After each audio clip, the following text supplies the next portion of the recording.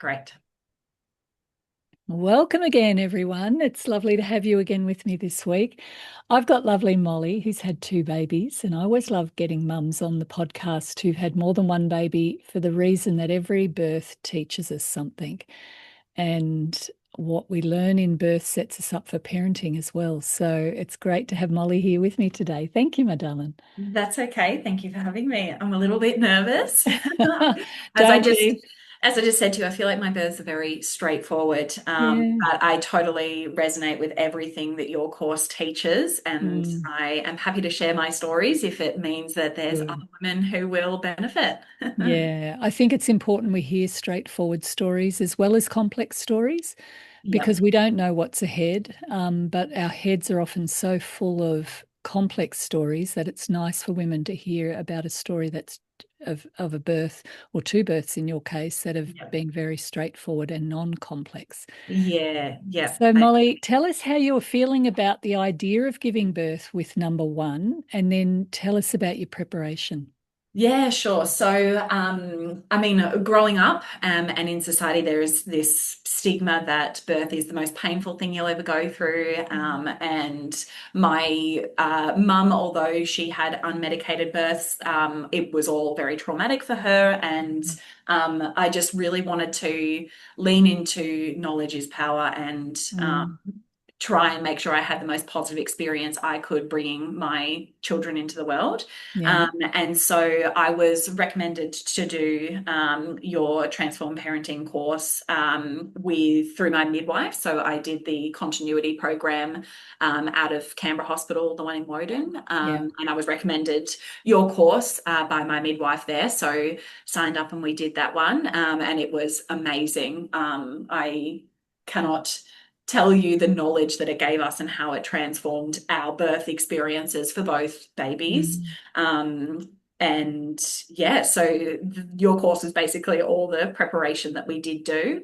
Okay. And it was huge for my partner too, Blake. His mum had a cesarean with him, so he knew nothing about births, and we were the first having a baby in the family, and knew we were just had no information about what was going to happen. And obviously, your course taught us everything. And Mm. yeah, but total textbook. We took everything that you taught us and applied it to our births. And I have no doubt that what we learnt was why we had positive experiences. Can you drill down on what were some of the levers in the course that helped you to see it differently and potentially labour differently? Yeah, sure. So the partner involvement, Mm. and one big thing you teach is that the partner needs to be the decision maker for the mother in labour, and Yeah. that was transformative for Blake, my Mm. partner, in terms of what he needed to do and his role in the birth. I think he Yeah. just thought he was going to have to stand there holding my hand, but learning that he had to have he had a role and an important Mm. one, and what that role Yeah. was, and knowing what was going to happen to me, how I was going to be feeling, and where he steps in was huge. He was that decision maker. He loved the fact that he got to make the call, and when we went to the hospital, and he got to communicate with the midwife on how far dilated I Mm. was, and all of that was just so good for not only me as the mother in labor, not wanting to have to worry about the decisions that needed Mm. to be made, but for him to have that role and what he Yeah. needed to do and the power to just make that decision, and that I was okay with it. Mm. So yeah, that was Good. probably one of the biggest things that we took away from it. Mm. That advocacy piece is huge because partners don't know what they don't know. Yeah, And to really drill that down to being very specific, both through asking the right questions to get the yeah, information so you can identify the difference between a medical necessity and a choice, because things are often presented as a necessity, but actually there are often alternatives. yeah, And to be really clear through you and your birth mapping to yeah. know exactly what's important to you and how you want to go about doing this and communicating that is absolutely one of the biggest things I think that will change things. Agreed. Tell Yeah. us how your first labour unfolded, Molly. My first was basically we were just at home at around, I was expecting to go over my due date. I was expecting to go closer to 42 weeks. And it was actually on his due date that I started getting contractions all at Wow. night time. So I actually had 2 nights at home where I was just I couldn't really sleep much. I was awake and, just breathing through all the feelings I was feeling in my belly, and doing my best to rest where I could. It was early in January, so middle of summer. So we were just hanging around at home, watching the cricket during the day, going for walks, all those things you were teaching us in the course that, trust your body, trust what's happening, just try and help progress and move and encourage things as you can, but remaining calm and know that your body's doing what it needed to.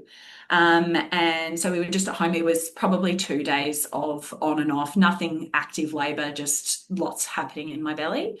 Can I come And in there? then, yeah, How did you, one of the challenges that women can have if they have a long sort of early labor yep, that can go for a couple of nights is to pace yourself. And it's yes, so important we don't put too much energy into our early labor because labor can start and stop. yes. And if you put too much energy, it can mean that you don't have enough towards the end of labor. So, how were you able to pace yourself, Molly? Probably just naive in that I was like, am I in labor? Am I not in labor? I don't know. Denial. Is this what it's supposed to feel like? Is it not? So yeah, I don't think it was necessarily planned. In that I wasn't conscious that I was properly in labor. In hindsight, I was like, okay, that was definitely active labor for 2 days there. But Yeah. also your course taught us that it could be weeks of feeling that way. Mm. So I also knew that just keeping in touch with making sure I could feel the baby and all of that Mm. was the main thing to Yeah. ensure I was progressing properly. But in saying that, once at 2 o'clock in the afternoon on the day before he was born, I started getting those consistent contractions where I was Mm. timing it and I could actually Right. tell that it was progressing more. And so again, was at home, just moving, keeping active. I actually curled my hair in the bathroom and breathing through contractions. Gotta keep busy, do whatever I need to do. The curls were not in my hair by the end of the birth, but I still did. That's what kept me busy.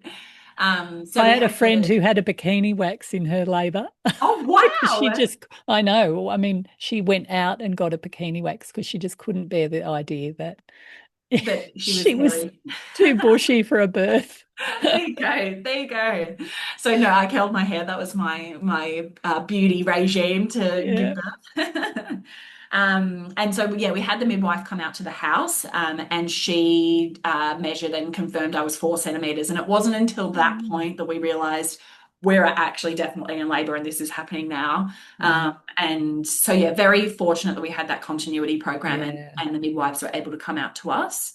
Another big change Right. that happened for us at that time, so was continuity of care, had the one midwife, but my midwife went on leave the day I went into labor. So I ended up getting another woman. And Mhm. I remember feeling overwhelmed by the fact it was going to be somebody else likely delivering the baby, but knew from your course that things were going to happen, things were going to change, and to just ride with it and Mm. take it in your stride and stress over what you can and can't control, if that makes Mm. sense.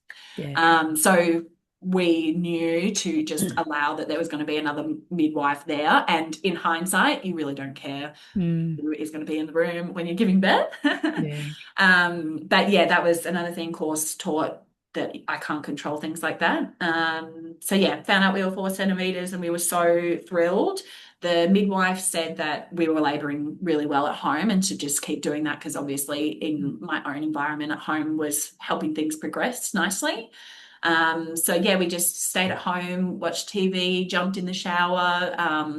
Blake was just there kind of, chatting and keeping me occupied, all the things. And then about at 10 o'clock at night, We called the midwife again because we were just noticing that I was getting more verbal. The contractions were very consistent and nice and close. And the other thing I utilized was a TENS machine. I just hired one that came in the mail online, which I did really like the TENS machine and used it in my second birth. Wow. And so yeah, we jumped in the car. We did have a drive where out in Belconnen, West Belconnen, we did have to drive over to Woden. So car drive is always an interesting one, 20 minutes with contractions. How And did you yes, manage that, Molly? Just the tell us. drive. Yeah. Was there any way you could, any advice you could give mums around that? Um, I mean, this is the thing with contractions and with the woman's body is that, oh, sorry, my lights have just gone off. It's all right. They come in waves, right? So I knew that I was about 3 minutes apart and they were lasting for around a minute. And so driving in the car, I knew breathing through it, the minute was going to pass and I was going to get that break. And that Mm, 2 minute break that you do get is your body's way of getting you to the other side. Like you get that break and you can regain your breath. mm, And it's not all contraction. You do get yeah. those windows of where your body's allowing you to get Mm. your energy back up again, I guess. It's a great point too. I might add to that is the spaces between the contractions can be very, Mm, very powerful in that they enable you to go even deeper into the relaxation response.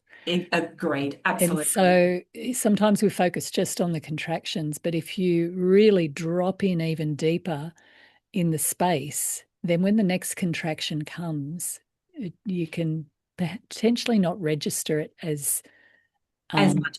as Totally much. Yeah, agree. Yeah, yeah, yeah, absolutely. Yeah. So yeah, we just made the drive over to yep. Woden. We got there and I was measured again, just to see where we were. And that communication was all between Blake and the midwife as to how far Mm, along I was. As per, I didn't want to know if I mm, hadn't progressed further. I yeah, knew that if Blake got that information, he could make the decision or not whether to tell me. mm. But as soon as he found out, he was so excited because we were 8 centimeters. So he straight away had to tell me, and we were so thrilled that we knew we Yeah. were nearly there, and meeting him, and almost surprised at how well we had progressed. And so, yeah, that last 2 centimeters and that transition is a time. But as your course teaches, that it is the quickest part. And we knew that it was about to get far more intense, and we were ready for that. We Yeah. knew what we were going to do and how we were going to get through it. And so I jumped in the bath was the biggest thing. Mm. Once we got to the hospital, and yeah, we were in the bath for 2 hours, pushing for 45 minutes, and he arrived in the water. Wow. What was that Yeah. moment like when you met him? Oh, absolutely amazing. I love Blake's face for both of our births as soon as the baby Wow. arrives is just one of the best images in my brain that I hope I remember for forever. Yeah. It's just amazing. And you pick them up. I mean, he fell to the bottom of the pool and I was like, oh, what do I do? Do I pick him up? And they were like, yes, yes, grab him. So, picked him up, and that feeling of that tiny baby in your arms Mm. on your chest, that new little being, it's amazing, amazing. As well as I couldn't believe I had done it. I given birth to a baby unmedicated, and I actually don't even remember thinking or asking for the medication at all for both my births. It was Why do you think that was? concentration on the things that I could do and how I could control, and breathing through the Mm. contractions, and taking that space when I wasn't contracting. Yeah. It just wasn't in my mind. I knew that I had other tools first to get myself through, and as well as the support around me. I knew Mm. everybody was there to make sure the baby arrived safe, and all I had to do was focus on making it through those Mm. contractions, keeping my jaw loose, all of those things that we learned in your course. I had so much knowledge to get myself through. I never had to think of the other things. I think Mm. everybody knows, or this stigma that birth is the most painful thing you'll ever go through. So people get to that point and they're like, give me the medication to help. And there's Mm. so many other tools to use to get through a birth Yeah. without needing medication. Yeah. Yeah. Yeah. How would you describe the sensations, Molly? Tightenings. I did send you through. I've had an email draft saved in my emails for 4 years now, of our birth story for Yeah. Dustin that I typed up after his story, and I've been meaning to send it to you for a long time, but have just never felt the time was right. Mm, And in that, I talk about how I don't feel they were contractions; they were tightenings, mm, and it was the what my body was supposed to do, yeah. to open that cervix and bring the baby through. Mm, beautiful. Yeah. So, how are you feeling with baby number two then? Were there Uh, any changes, any things you wanted to do differently, or what was going on? yeah, so my biggest thing that I learned with my daughter Mia, who was my second, was definitely that lead up towards the birth. It was far, I think for Dustin, my son, my first one, I was expecting to go to 42 weeks. Mm, And then he arrived at 40 and 2. And then with Mia, I was feeling and waking through the night from pretty much 30 weeks, 38 weeks onwards with just some tightenings, nothing quite as intense as Dusty, but it mm, was just all moving and happening earlier. And so I was pretty much waiting with bated breath to go into labor from 38 weeks. And then her due date came and went, 40 and 2, which was when Dusty was delivered, came and went. And I was so in my head about why the baby wasn't there. How am I carrying right. my second longer than my first? I didn't, Yeah. this is one thing that I just thought my first would come quicker than my second, but she Yeah. didn't. Yeah, that's a really interesting point. And one of the struggles that we have when we get attached to ideas around when babies should come is the antithesis of the surrender state, what I call birth readiness, where you get to the point where you're just like, oh, whatever, I can't control this. I'm just going to let go and let happen. Yes, And it's that, why isn't she here? Why, will I be induced? And these are some of the mindsets and the things that knock at our complex brain, our mind's door, that can prevent us from really letting go. We don't know what starts labor. We don't know if it's the baby or the mother, but I think it's a dance between the two. And I think there's this period of time leading up to a birth where women have got to, they know they're about to walk into the mystery. They know that they can't control this. At best, they can influence it. And there's a part of them that's got to surrender into that. And if they don't surrender into that, then the birth invites them to surrender. And if they don't surrender into the birth, then parenthood yes, demands they surrender. yes, It's part of the lessons that set us up for parenting. Do you yes. think, does that resonate with you? Absolutely, absolutely. Mm, And in hindsight, with Mia's birth, and sorry, the leading up to her birth, yeah. I was not letting go enough. Yeah.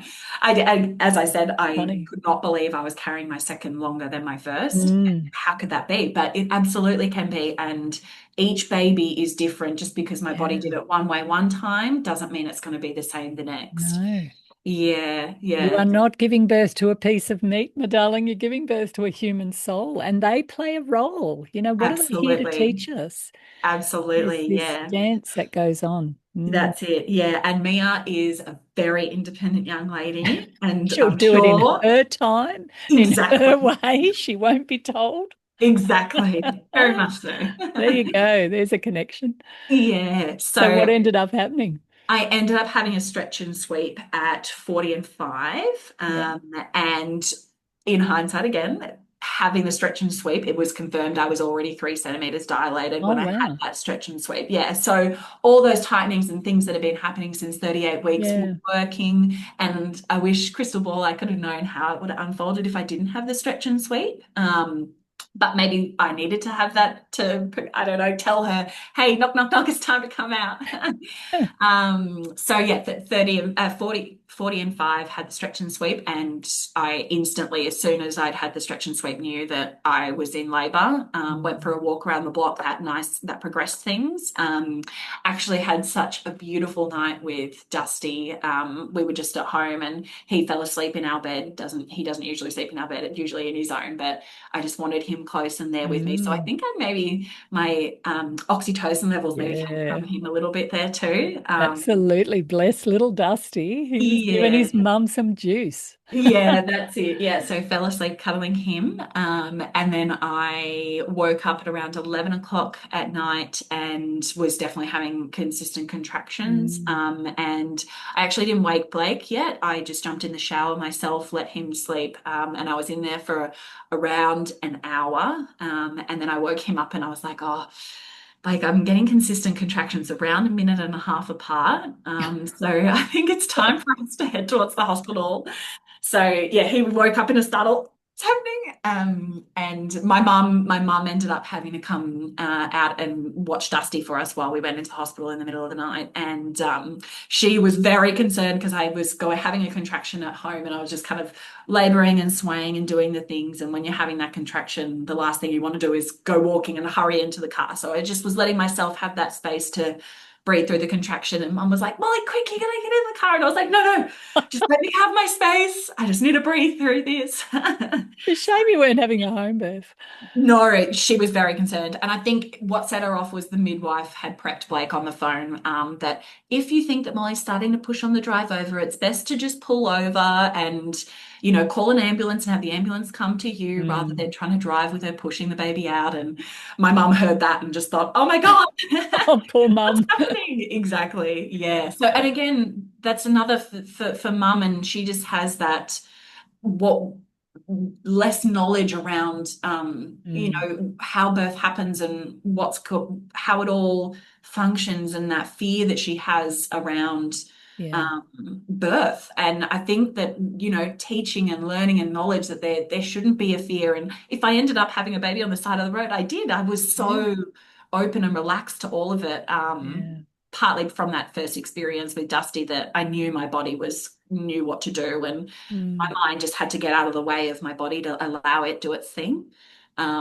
So yeah, and the experience with Mia was pretty much exactly the same. We jumped in the car, got to the hospital, straight in the bath. We were only pushing for 15 minutes and she arrived in the water again. So very, Wow. very similar, just half the time to Dusty. Wow. Yeah. Wow. Your body got very efficient, didn't it? It did. I know. I know. Like what we do talk about a third, and Mm. wonder what will happen with that. But I'm conscious. So Mia was 9 pound 2, and Dusty was 8 pound 6. So Mm. my babies are Beautiful. bigger. And That's normal. All my yeah, babies were around 9 pound. We think that's big. In yeah, my grandmother's day, 10, 11 was big, yeah, pounds, and they used to go like there was not the induction rates that we have now. So we're not even sure what's big. exactly. Yeah, Yeah. beautiful. And I mean, I could not tell you the difference between 8.6 and 9.2. The baby's a Yeah, baby. absolutely. And yeah, your body just absolutely Mm. knows what to do and how to deliver Yeah. and all that. So Yeah, big babies can be a real fear for women, and I think it's important we understand the physiology and anatomy around that. The pelvis stretches. It's not a solid, massive bone. It's connected with three ligaments that soften by a yeah, hormone called relaxin in pregnancy.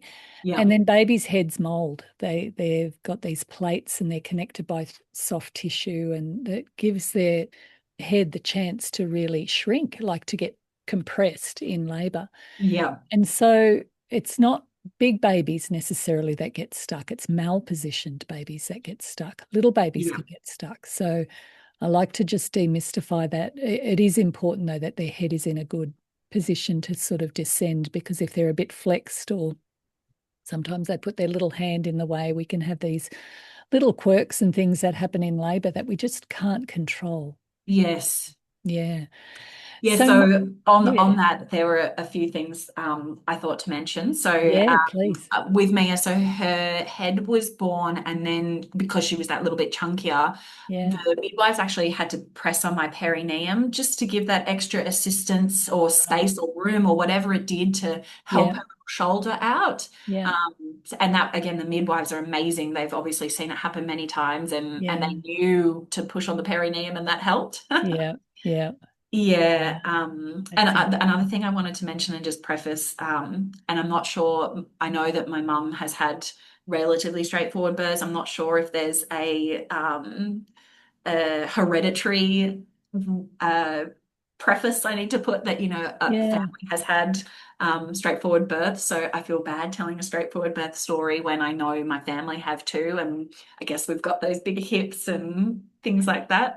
It's an interesting question, Molly. I've considered that idea too. Like there can be theories, I've used to hear comments like once a cesarean, always a cesarean. So if your mother had cesareans, you're going to have cesareans and vice versa. And I've seen that to be not true. Yeah. Um, and and what we have to appreciate is we aren't our mothers and we're not having a baby with our father. So Yes. it's a different combination of Yes. genetics that are coming through. And we do know that, generational trauma and things like that can pass through generations epigenetically. Having said that, though, you can still have two children and one will take on that and another one won't. So, Yeah. yes, there's a genetic connection, but it's the environment is what switches on the genes. Yes. So, I think it's more a case of belief systems and perceptions and the programs that we hold inside of our subconscious Yeah. that can have a big impact. So, if you've grown up with your mother talking about birth, she had a really difficult birth and she talked to you about it, then you start to take on inadvertently, without any conscious effort, just through osmosis, that permeates your own sort of programming. My mother had a very difficult birth with me in that, I mean, it ultimately was a vaginal birth, Yeah. but it was difficult for her because she had to lie flat in the bed. She didn't have any support. She had no idea what was happening. So she wasn't at all well prepared. But she Yeah. never put that on me. She never, put anything on me about birth and Yeah. how awful it is. I don't ever recall her saying that. And so when I went in to give birth, my belief system was, well, what have I got to do to get the job done? I was just like I was fairly sporty and, didn't see it as a big drama and had, big family. So women Yeah. have done this forever. And that enabled me to have, fairly straightforward births, even though two of them were breech, they were still very straightforward. Wow. Yeah. So I do think part of it is the conditioning that we Yes. come into birth with, and unpacking some of that can be very, very helpful. I'll Yeah. tell you another little story that is coming to me as we're having this conversation. Just recently, I did my clinical hypnotherapy study, and as part of it, I had to choose people to work with. Yeah. And because of the work that I do with pregnant women, I chose three pregnant women and went in to got them into a state of hypnosis, working through the idea of what is going to get in the way of this birth. Yeah. Are there any belief systems, perceptions, deeper things like that that could get in the way? And what fascinated me is every woman had a completely different program that you wouldn't have even connected to the birth process. Yeah.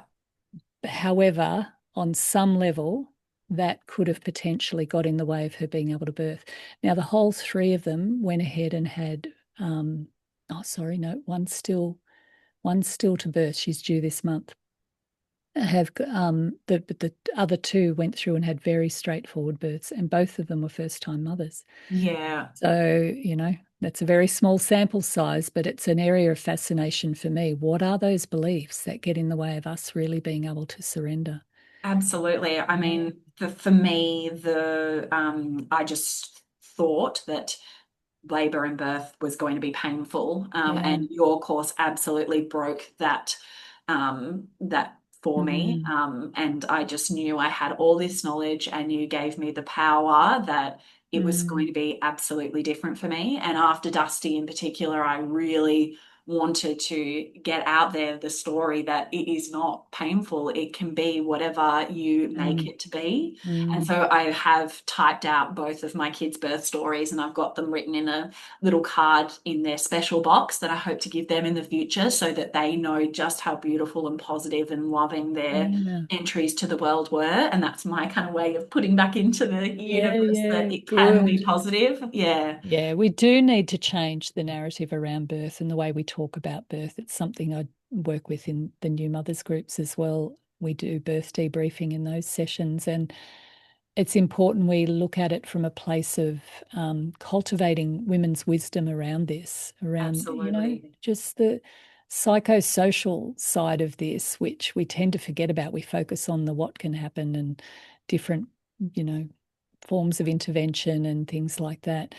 And then, Exactly. of course, we also have to appreciate that you can do all of the right things. You can do the course or my course or other really good courses, do the practices, and that, and then things get complex Yes. because it's not just all about us.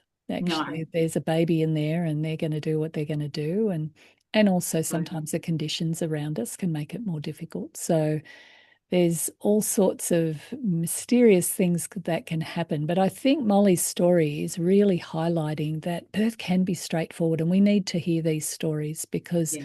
we get a very distorted view when all we hear are the horror stories. Yeah. Molly, tell us, what did you learn about yourself as a result of giving birth?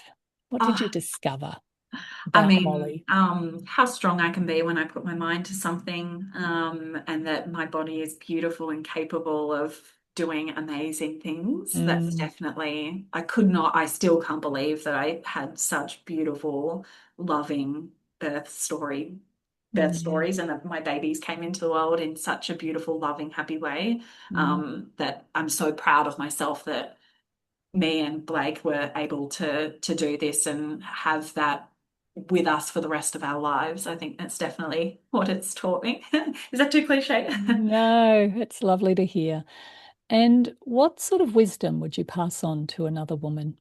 Absolutely, that knowledge is power, for Mm, not only you as the birth mother, but for the partner. Our births would not have gone the way they went if Blake didn't, as I sort of said at the beginning, have that role, and mm, know where he can help and what he can do, and to have that knowledge of the different stages and transition and the things he can suggest to help me progress, mm, keeping food and water around, keeping happy, positive environment moving and occupied, all those mm, things. That he knew that and I knew that, and yeah, all of the knowledge is power is definitely a huge, mm, huge takeaway. beautiful. Well, there you go, my darling listeners. It's good to be inspired by women like Molly who have been able to really activate and optimize her body's physiological response to birth. And that's the part, well, can we control? We can control to a degree. It's certainly something worth getting on board with, understanding what she said about knowledge is power, understanding how the body works, what you can do to support the process of labor, to work with it, not against it. Getting partners involved, that is a huge game changer. She used a lot of different tools: movement, TENS machine, breathing, the bath, the shower, all different ways we can find comfort, which help us to manage the labour process. It's what women are looking for in labour. They're looking for comfort. They don't know what they want, which is why they need people around them to suggest and offer. And then when they're in it, they know that's what's right. They can't think in labour, which is why they don't want people to ask questions too much and to be a bit of a buffer between them and the rest of the world, like Blake did beautifully. Absolutely. Lots of great wisdom in there. So, is there anything you want to finish off with, Molly? No, I don't think so. I just hope that people are learning from my story and the Mm, experience that we had. Yeah. yeah, beautiful. It's lovely to feel inspired. A very important time in life. It's worth doing that preparation, getting that knowledge and understanding. And there's lots of great ways to do that in this world now, which is good. Like, poor mothers didn't have the benefit of that. But thanks everybody for listening, and we'll have more goodness for you in the next podcast. See ya.